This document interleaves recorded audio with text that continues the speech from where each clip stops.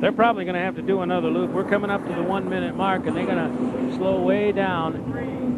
Lumar's going to get caught way out. Trent West is nearly stopped, but he's okay in terms of the score-up buoy. Now he's got to get it back up on plane. The U9 and the U25 are on the back straightaway. We're under a minute to go, and this field is all spread out down that straightaway. The Lumar now catching up, and by the time they get into turn number 2 on the eastern end under the bridge, they're probably going to be 4 wide plus 2 in positions where they need to be. It looked like Lumar might get caught way out, but he's catching up, and he's going to get where he wants to be. It would appear at least up with the front runners on that front row. He might not get the lane he wants from there, though. Terry Troxell had parked the Trend West just ahead of the score-up buoy. He had lane 1, but he wasn't moving. That's his brother-in-law right beside him, Mike Weber, and he left him a lane in there, which was a key for Terry Troxell and could be a big factor in this race. Here they come now, 2,000 feet away from the start with the countdown underway in the cockpits and as well from the radio. Dave Villwalk is out in lane 3, and Budweiser making a good start. If he's not too early, Troxell is going to wire it. 3, 2, 1, mark. It looked like a legal start from here with Budweiser out ahead. It is a legal start.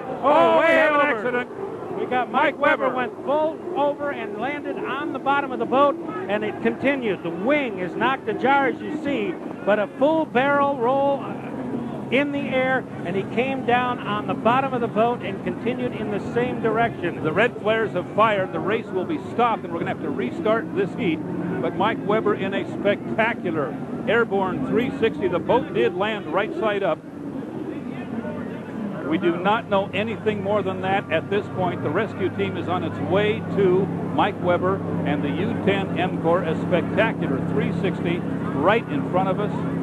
Everyone's heart stopping on the beach at once. The boats now will... Lane has come to a stop on the back straightaway. He may have to get back up on plane. The rest of them come on by. We're under a minute to go, and they're not to the score-up buoy yet, so everybody is legal at the moment. Terry Troxell turning through the infield. Got the water. He's out of it, Chris. Yep. You have to be on a plane and running at the 1 minute gun. Terry Troxell was not. He dropped down below ground idle, hoping he would not pass the score-up buoy before the 1 minute mark, and it cost him. I'm pretty sure that he will not be allowed to compete here. You have to be up and running on a plane at the 1 minute gun. He was not. So he moves up the straightaway under power. The rest of them are in the turn 2 area and beginning to look back toward the start-finish line.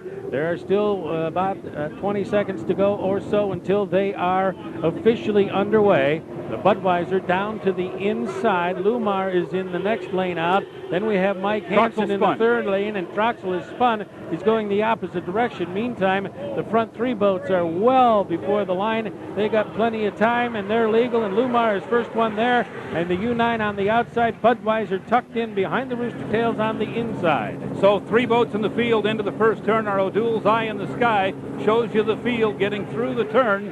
It's the Budweiser on the inside in control. Dave Villwalk in lane 1. Mark Evans making a good run on him on the outside in the Lumar. The yellow boat is still there, right on the hip of the Budweiser as they go up the back straightaway. Trent West finally got it pointed in the right direction, and he's now on the clock into his first lap, but a full half lap behind, about 1.25 miles behind the Budweiser and the rest of them. The U9 on the outside storming up the straightaway. He runs third. On the outside is the Lumar, and the Budweiser now in the middle of the corner, carving a beautiful arc through the pins on that end of the course and headed back to home. He is straightening up and accelerating now with the Budweiser with the extra long cowling that they use. It's called the seawater cowling, but they've used it. It's on the T6, and he is just flying down the straightaway, drawing away a little bit from the Lumar. We'll get a speed on this first lap right about now. There he goes, 143.8 he opens with, and it marked in the U8 136.085. For all the drama we've had this weekend here on the Ohio River at Madison, the drama probably went out of our final heat once Dave Villwalk established lane 1 and made a good start. The chances of anybody catching him, Chris, at this point are slim.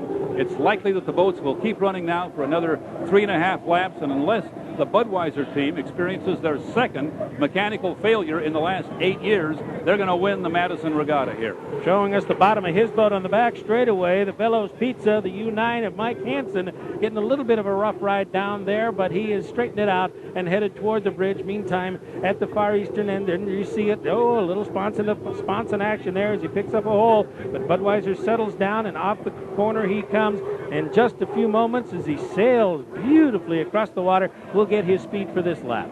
Coming down to complete lap 2, Dave Villwock and Miss Budweiser walking a little sponson to sponson, approaching about 200 miles per hour on this very long straightaway as he heads down into turn 1 one more time. Mark Evans and Mike Hansen back here in a little bit of a boat race for second and third. You're looking at Mark Evans running in second comfortably, flying the right sponson a little bit as he sets it up for turn 1, and he's pursued into that turn by Mike Hansen in the U9 Bellows Pizza.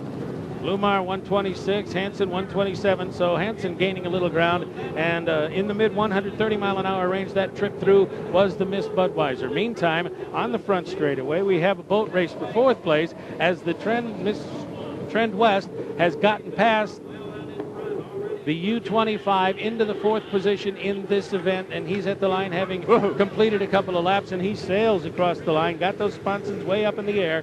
That lap for Terry Troxel at 121.382, so he got it squared away, but now he's just running out the laps. He's way too far to challenge for any significant position or the podium at this point. And he may have been disqualified before the start. Right. He dropped off the plane and did not get it up and going at the 1 minute mark. That might have been his boat race right there. We have seen a lot of flying boats this weekend, Chris, and as Terry Troxel came by, he was flying that boat again. Now you're looking at the boats on the backstretch. That is Mike Hansen, currently our third place runner on the water, coming down the front straightaway to finish lap 3. Mike Hansen, his local sponsor, up here with us, been bringing us pizza all weekend, which we appreciate. He'll take it down into turn 1 as the Budweiser is on the back straightaway, running easily out front, about 4 rooster tails ahead of Mark Evans in second place in the Lumar. Budweiser last trip around nice and steady at 136 miles an hour. 3.5 laps are now behind him of the scheduled 5 in this final heat here at Madison. Last week, they were embarrassed. They lost the propeller before they could start the final. This week, they have had this course wired, and they have gone as fast as they needed to go at almost every turn, and this is no exception now as he straightens it up down the front straightaway. And not too far from now, he may lap the U25. Here comes Dave Villwock one more time to complete lap number 4. We'll give you the speed report as he cracks across the lights, 131.503. So he dials it back a little bit, but he's comfortably in front and cruising now. The white flag for Dave Villwock and the Budweiser. He'll be way down at the apex of turn 1 when the second place boat comes by. That's Mark Evans in Bill Wurster's brand new Lumar. A second place finish they're going to be happy with, but they actually felt they probably didn't have the propeller to run with the hot dogs here this weekend. And the word was, when we get out west, Chris, and get our prop that we think will work out there, this boat could very well be a contender. Second place won't be bad, but the boat you're looking at right there, the red one, is going to win it unless something goes wrong. Then you had a glimpse of Mark Evans in the Lumar. He's well back. Now we're going to get some lapping going on, because the doctor, Ken Muscatel, we believe, is probably the fourth place boat on the water, if indeed Terry Troxel was set down before the start. He's about to be lapped by the leader as they come under the Milton-Madison Bridge here over the Ohio River. Swinging wide off that final turn is the Miss Budweiser. He's got clear water all the way down the straightaway with Ken Muscatel to his left and the inside. The Budweiser may not catch him before the stripe. Muscatel takes the white flag. There goes the checkered flag for the Miss Budweiser, the winner of the 2003 Indiana Governor's Cup. We look back upriver. The Lumar is on the straight. Couple hundred yards to go for him, and he'll have second place put away. Sponson to sponson he is as Mark Evans moves it through and picks up second spot. Here comes Hansen in the Bellows Pizza boat. Third place belongs to him. A nice solid ride all day. Closes with a 120 mile an hour lap.